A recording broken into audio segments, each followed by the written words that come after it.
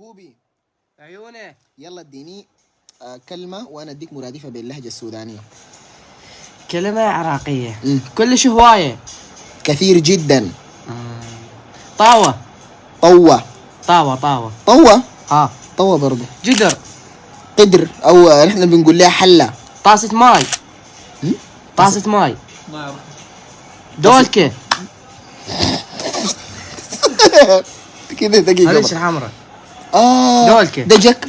اسمه؟ جك. انت بتقول شنو؟ دولكة. دولكة. دولكة.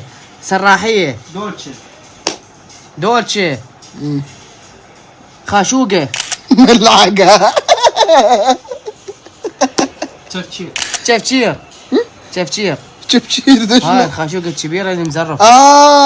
نحن بنقول لها مخصوصة. اسمها شنو؟ مخصوصة. شفشير. كوكب العراق. مخدة. مخدة. نفس المخدات. نفس المخدة. تشعشة.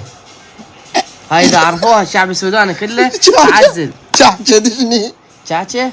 هذه الشعشة. شعشة دي شنو؟ هاي المخدة اللي يخلون فوقها العجينة قبل لا تستوي، يخلوها بالفرن بالمخبز. مخدة بتدخلوها في الفرن؟ شاكوش.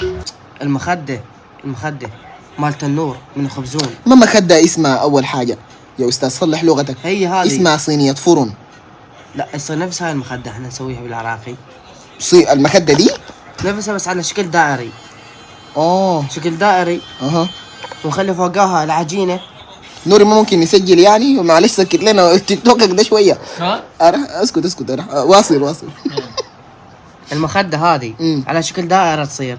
دائرية الشكل، نخلي فوقها العجينة. ونطبعها وين؟ نطبعها ملزقة مع الخباز بالمخبز. اقسم بالله ما فهمتها، والله لو فهمتها تطصني نملة. شغالين يفسروا لي الماء بالماء.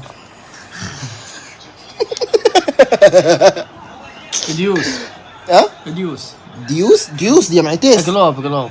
لا ديوس يعني ذني. بعد ده نحن خشينا في اللحم الني ومع السلامة. شكرا لاتصالكم بزين. كان ده درس خفيف لطيف من دروس عمو بكري لتعلم اللهجة العراقية.